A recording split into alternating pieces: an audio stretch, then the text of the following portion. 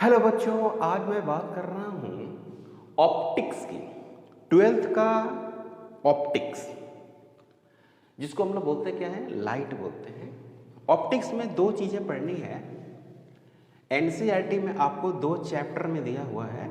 एक दिया हुआ है ज्योमेट्रिकल ऑप्टिक्स और दूसरा मिला हुआ है वेव ऑप्टिक्स, जिसमें हम लोग इसको रे ऑप्टिक्स भी बोलते हैं।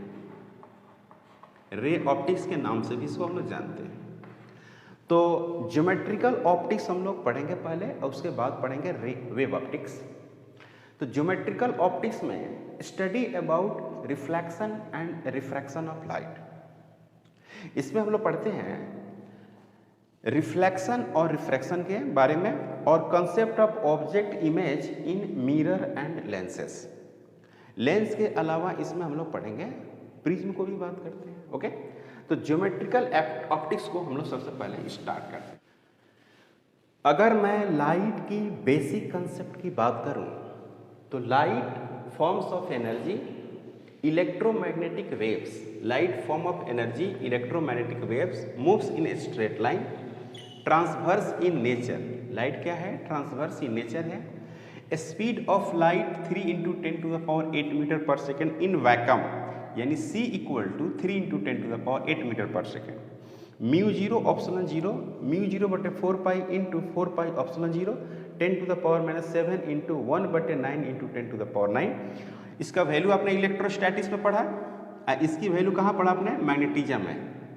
दोनों को वैल्यू को पुट करेंगे तो ये हो गया मैग्नेटिज्म, ये हो गया इलेक्ट्रोस्टैटिक्स। दोनों को मिलाएंगे तो बनेगा इलेक्ट्रोमैग्नेटिक जम, और इससे जो वेव जनरेट होगी उसका नाम है electromagnetic waves.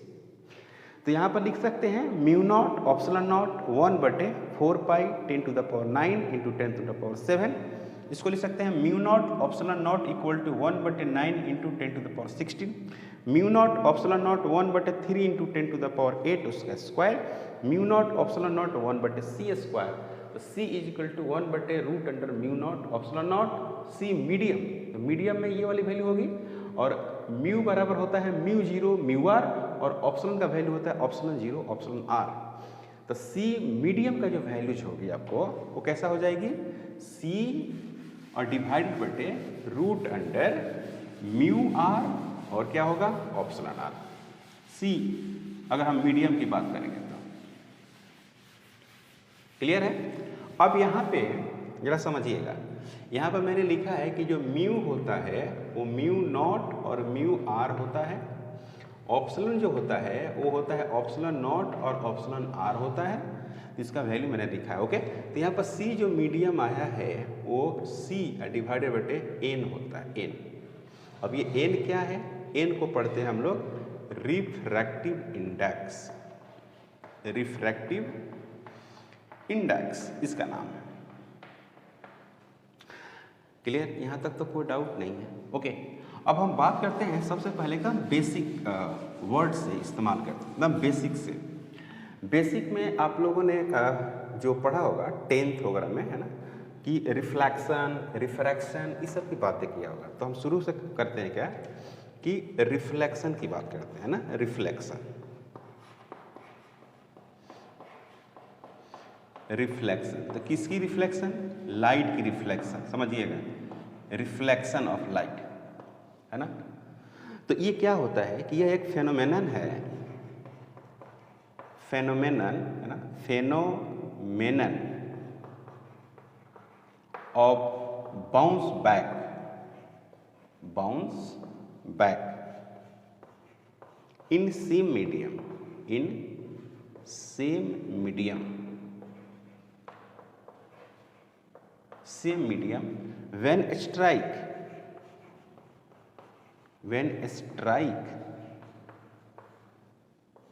on smooth surface। Smooth surface मतलब यहाँ पर मिरर की बात करते हैं। स्मूथ सरफेस मतलब यहाँ पर हो गया मिरर। क्लियर? जैसे मान लीजिए कि यह एक सरफेस है और ये क्या है? ये मिरर है। तो इस तरह से जब रे इंसिडेंट होगी ऐसे, तो ये क्या होगी? इधर ही रिफ्लेक्ट हो जाएगी, ऐसे रे इंसिडेंट होगी तो इधर ही रिफ्लेक्ट होगी। इसको क्या बोलते हैं? रिफ्लेक्शन बोलते हैं, है कि नहीं? ऐसे क्या बोलेंगे? रिफ्लेक्शन। ये मिरर है और इस तरह से रे आई तो ये रे इधर ना जाकर इधर ही आ गई, दैट्स अ रिफ्लेक्शन। समझ में आ रही है बात? तो रिफ्लेक्शन का मतलब ये हुआ सेम मीडियम। मीडियम का मतलब होता है एक, जैसे मान कि यहाँ पर एयर है और उधर मान सकते हैं वाटर है, तो यह एक मीडियम हो गई, एक उधर वाटर मीडियम हो गई, अलग अलग मीडियम हो गई। तो सेम एरिया जिधर से चली उसी में, अब ये नहीं कि इधर चली तो इधर आई, ये कहना नहीं चाहता हूँ मैं कहना चाहता हूँ कि इस पार्ट में ही आ गई, इसी में आ गई। अब वो कैसे जा रही है, किधर जा रही है, वो अलग बात है। उसके लिए हम लोग एक लॉ पढ़ते हैं। क्लियर है बात? तो इंसिडेंट रे का मतलब जो रे आ रही है सोर्स से, और रिफ्लेक्टेड रे का मतलब जो मिरर से या स्मूथ सरफेस से टकरा के जा रही है। ये सब तो सिंपल बात है जो आप पहले भी इसको आप जानते हैं। और ऐसे मान लीजिए मिरर है और ये सीधे ऐसे आ रही है, तो इसमें होगा कि ऐसे ही चलिए उसी दूर चले जाएगी, इसका इंसिडेंट। अब मान लीजिए कि ये मिरर है, ये एक मिरर, और इस पे इस तरह से इंसिडेंट रे किए हैं, तो इस पर एक हम लोग क्या करते हैं, नॉर्मल भी डालते हैं। इसको नॉर्मल के बाद हम समझाएंगे आपको। इस तरह से होती है। इसका नाम है रिफ्लेक्टेड रे, इसका नाम है इंसिडेंट रे। ये हो गया ए, ये हो गया ओ, ये हो गया बी, ये हो गया एन, इसको बोलेंगे M1, इसको बोलेंगे M2। क्लियर? ओके। अब आप समझिए जरा कि M1 M2 को हम क्या नाम देंगे भाई? कि मिरर। क्या नाम देंगे बच्चों? M1 M2 का नाम मैंने मिरर दे दिया। दूसरी बात, A और O इसको क्या बोला मैंने? Incident ray. क्या बोला बच्चों? Incident ray. O और B इसको क्या बोला मैं? रिफ्लेक्टेड रे, रिफ्लेक्टेड रे। ओके। और मैं ON इसको बोलता हूँ क्या? नॉर्मल। इसको क्या बोल रहा हूँ मैं? नॉर्मल। कोई प्रॉब्लम नहीं।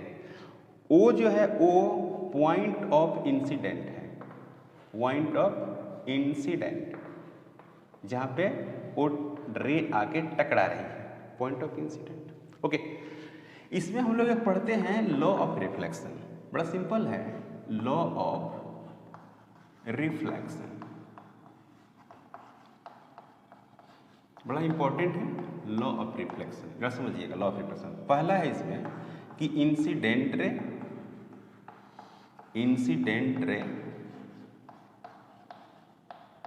Coma reflected ray, reflected ray and normal lies on same plane. इसको मतलब समझेंगे हम लोग, सेम प्लेन मतलब ये सेम प्लेन में होती है। क्लियर है? सेम प्लेन का मतलब मैं आपको बता रहा हूँ अभी, है ना। सेम प्लेन का मतलब क्या होता है? बी पॉइंट में है कि angle of incident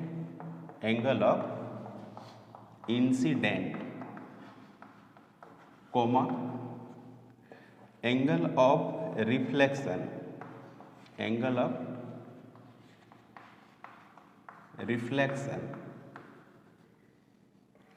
and normal,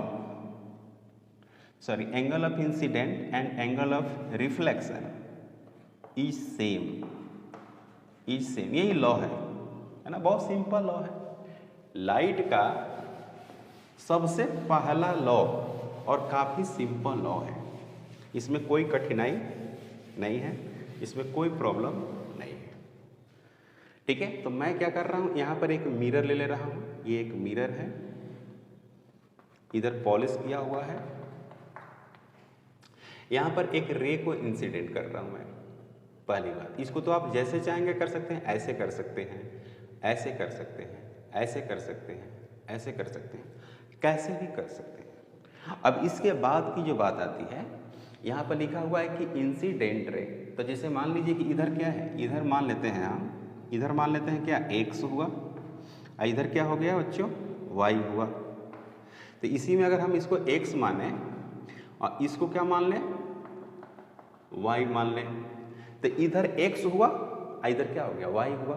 तो ये रे किस में है, इंसिडेंट रे x और y में, y पॉजिटिव और x निगेटिव, x और y में चल रही है, ठीक है। अब ये रिफ्लेक्ट होगी और रिफ्लेक्ट होकर उतना ही एंगल से, चूंकि बोला एंगल ऑफ इंसिडेंट बराबर एंगल ऑफ रिफ्लेक्शन, तो ये वाली जो एंगल है उसका नाम आई दे देते हैं बच्चों, इस वाला एंगल को हम नाम दे देते हैं आर। ये हो गया O, ये हो गया A, ये हो गया B, ये हो गया N, ये हो गया M2, ये हो गया M1। क्लियर। अब यहाँ पे देखो भाई, ये इंसिडेंट रे है और ये रिफ्लेक्टेड रे है। तो इंसिडेंट रे किस में है, XY प्लेन में। इंसिडेंट रे किस में है, XY प्लेन। XY प्लेन, दो कोऑर्डिनेट को हम लोग प्लेन बोलते हैं, XY प्लेन।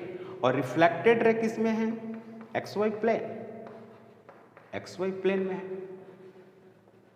इसीलिए, और इसका नॉर्मल किधर है, नॉर्मल किधर है, बिल्कुल Y में। तो ये incident ray, reflected ray are in plane. Clear, okay. अब दूसरी बात है कि एंगल ऑफ इंसिडेंट बराबर एंगल ऑफ रिफ्लेक्शन होती है।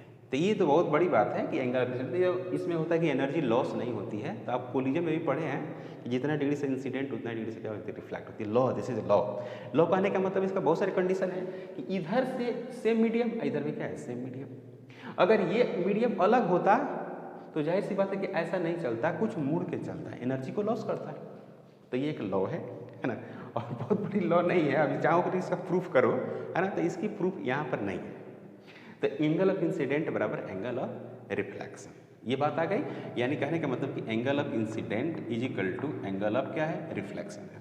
अब इसमें हम लोग बहुत तरह की बातें करते हैं। बहुत तरह की बात करने का मतलब है कि थोड़ा सा स्टैंडर्ड, मैंने 12th लेवल की बात करें, नीट और जेईई मेन लेवल की बात कर लें। इसमें कोई बहुत बड़ा नहीं होता है, क्योंकि इसमें वेक्टर का इस्तेमाल होता नहीं है, कोई फोर्स आती नहीं है, कंजर्वेशन वगैरह कुछ आता नहीं है, इसीलिए बहुत कठिन नहीं है, बहुत सिंपल है, बहुत सिंपल है। और मैं बता दूं कि जो आप 9th 10th में जो फिजिक्स पढ़े हैं कुछ ऐसा ही पढ़े हैं, है ना, और 8 में भी पढ़े हैं, कुछ ऐसा ही पढ़े हैं, इसी टाइप के पढ़ते हैं।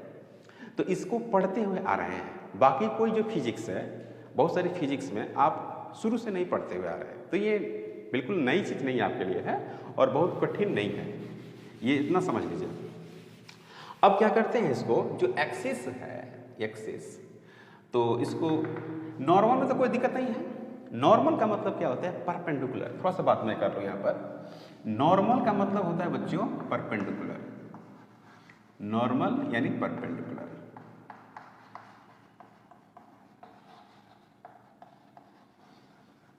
ओके, जैसे मान लें कि ये हो गया ना, ये this is normal, this is a normal, है कि नहीं। तो कोई अगर ऐसे मान लें कि मिरर है और ऐसे रे इंसिडेंट हो रही है, तो इस पर नॉर्मल का मतलब क्या हुआ, सीधे परपेंडिकुलर ऐसे डाल देना है और उतना ही डिग्री से सिलेक्ट कर देना है।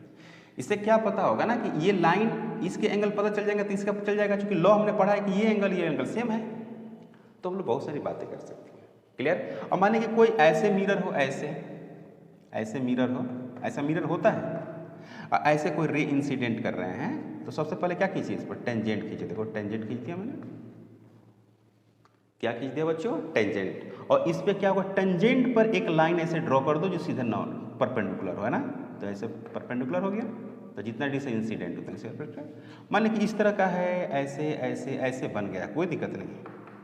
अब कहीं भी रे को इंसिडेंट कर रहे हैं, मान लीजिए मैं रे को इंसिडेंट यहाँ करना चाहता हूँ, ऐसे ऐसे, तो क्या करेंगे, यहाँ पर पॉइंट जो है, पॉइंट मार्क कर उसको करेंगे टेंजेंट से ड्रॉ कर देंगे, ऐसे ऐसे, और इस पर क्या करेंगे, ऐसे नॉर्मल ड्रॉ कर देंगे और सीधे ऐसे इंसिडेंट है कि नहीं। टेंजेंट ड्रॉ करके आप नॉर्मल को कैलकुलेट कर सकते हैं। चलो अब मैं बात करने वाला हूँ कुछ, देखो ऐसे बात करता हूँ। जैसे मान लीजिए कि मैं इसमें बात करूँ, इसे डॉट डॉट डॉट, इसको आगे बढ़ाते हैं। इसमें कोई पार्टिकल है जिसकी वेलोसिटी है, ये इसमें कोई पार्टिकल चल रही है तो उसकी एक वेलोसिटी है, और ये टकरा गई तो इसकी वेलोसिटी हमने नाम दिया है v2, नाम दे दिया है v1। तो जो v2 है वो कैसे जा रही है, देखो v2 ऐसे जा रही है कि नहीं जा रही है, ऐसे ऐसे ऐसे जा रही है। तो V1 है ये, V1 है, तो V1 कैसा नजर आना चाहिए? V1 इज इक्वल टू, समझ लीजिएगा, V1 कैसा नजर आना चाहिए आपको? तो मैं लिख रहा हूँ V1, वेलोसिटी V1। तो V1 को हम लिखना चाहते हैं A I cap plus B J cap. अब समझिए, तो I कैप अभी देखो इधर जा रही है, डायरेक्शन से इधर है, तो इसका एक कंपोनेंट I वाला किधर होगा? प्लस में होगा, और J वाला किधर होगा? माइनस में होगा। देख रहे हैं ना, ऐसे हो गया, समझ में? ये लिख सकता हूं मैं ऐसे। मैंने माना है कि वेलोसिटी क्या है इसका, प्लेन में है ना, ये एक्स वाई है, एक्स वाई में तब प्लेन हो गया ना, तो एक्स में भी लिखना होगा और वाई में भी लिखना होगा या नहीं होगा? तो मैं कह रहा हूँ कि अगर इस तरह से मूव कर रही है तो V1 वेक्टर बराबर A I cap plus B J cap. मैं माइनस नहीं दिया हूँ, मान लो कि माइनस नहीं दिया हूँ, तो आपको करेक्शन कैसे करना है? कैसे करेक्शन करेंगे भाई? करेक्शन कैसे करोगे? ऐसे ऐसे जाने दो इसको सीधे। तो E हो गई प्लस एक्स, ये क्या हो गया बच्चों? ये हो गई प्लस एक्स, ये क्या हो गई इधर? Minus Y. तो किस में चल रही है? प्लस एक्स और माइनस वाई में। तो एक्स वाला क्या हो गया? आई कैप, प्लस बी क्या हो गया? माइनस जे कैप। और ये देखो रिफ्लेक्ट कर रहा है, क्या कर रहा है? रिफ्लेक्ट कर रहा है, तो क्या मिलेगा आपको? यार देखो क्या मिल रहा है, रिफ्लेक्ट करोगे तो आपको मिलेगा ए आई कैप प्लस बी प्लस जे कैप हो जाएगा। देख रहे हो ना? तो कहने का मेरा मतलब ये हुआ कि जब ऐसा घटना घटी तो वी एक्स, देखो ये वी एक्स हो गया ना, ये क्या हो गया? वी वाई हो गया। तो वी एक्स और वी एक्स रिफ्लेक्शन और इंसिडेंट दोनों सेम रहेगा। समझ में नहीं है? इंसिडेंट में वेलोसिटी एक्स में और रिफ्लेक्शन एक्स में कांस्टेंट, तो एक्सेलरेशन क्या हो गया? एक्स में 0। ये समझ में आया? और देखिए V Y incident not equal to V Y reflection, मतलब कि वेलोसिटी चेंज कर गई तो एक्सेलरेशन क्या हो गई? Not equal to 0। समझ में आ रही है? और सिंपल है, कुछ कठिन नहीं है इसमें, कोई कठिन नहीं है। अब देखो भाई इसमें और क्वेश्चन कैसे रहता है, कंसेप्ट कैसा रहता है, मैं आपको बता रहा हूं। इसको हटा दें।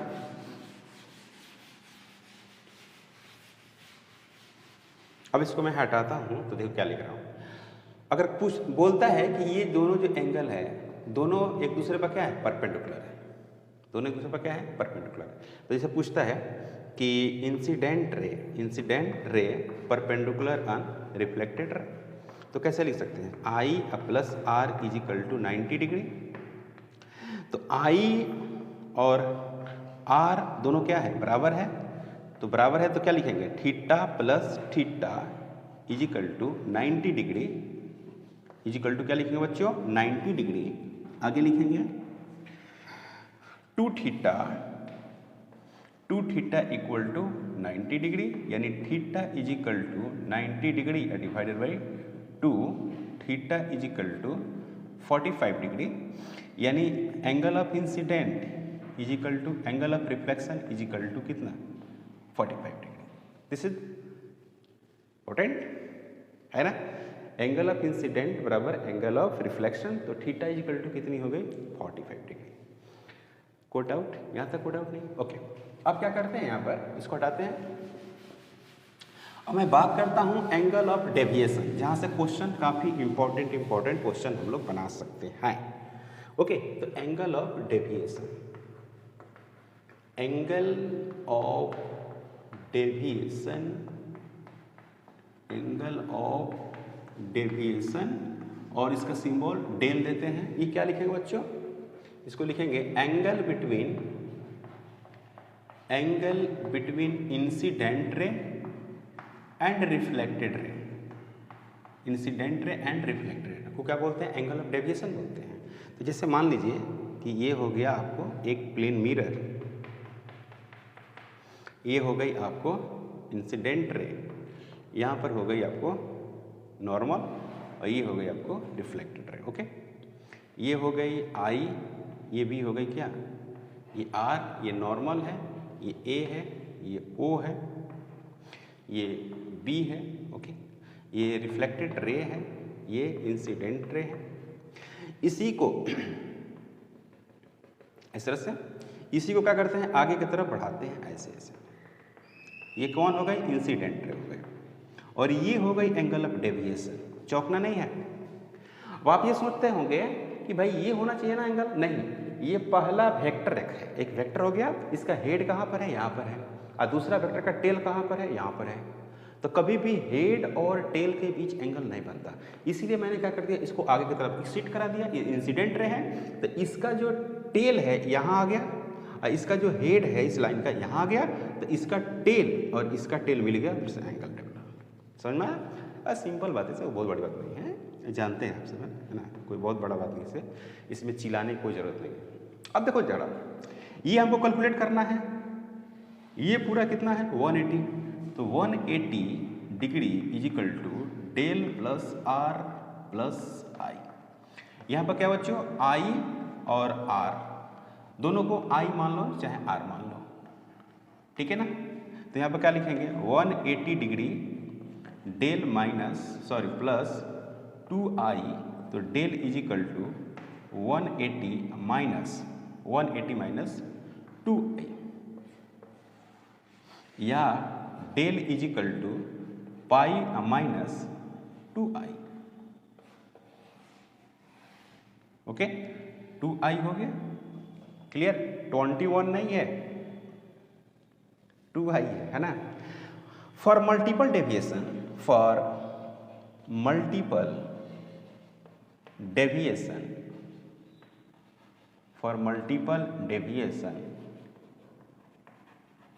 Del is equal to del 1 del 2 up to dot dot dot del n, ऐसे लिख सकते हैं, क्लियर। अब ये देखो, इंसिडेंट रे से कहाँ गए हैं, रिफ्लेक्टेड की तरफ गए हैं ना, ऐसे, ये है ना, ऐसे ऐसे ऐसे जाएगा भाई, ऐसे। इंसिडेंट से कहाँ जाओगे, रिफ्लेक्टेड की तरफ जाओगे, तो ये कौन होगा, एंटी क्लॉकवाइज। क्या लिखोगे, एंटी क्लॉकवाइज। जो डेविएशन है वो क्या है, एंटी क्लॉकवाइज। अब मैंने बात किया है कि अगर आपके पास मल्टीपल हो तब क्या करेंगे, मल्टीपल। तो नेक्स्ट क्लास में हम लोग मल्टीपल की बात करेंगे, इसमें ऐड कर देंगे और बहुत अच्छा क्वेश्चन को सोल्व करेंगे। आज बस इंट्रोडक्शन था, है ना। अगर आप हमारे चैनल पर नए हैं प्लीज़ सब्सक्राइब करें, शेयर करें। Thank you.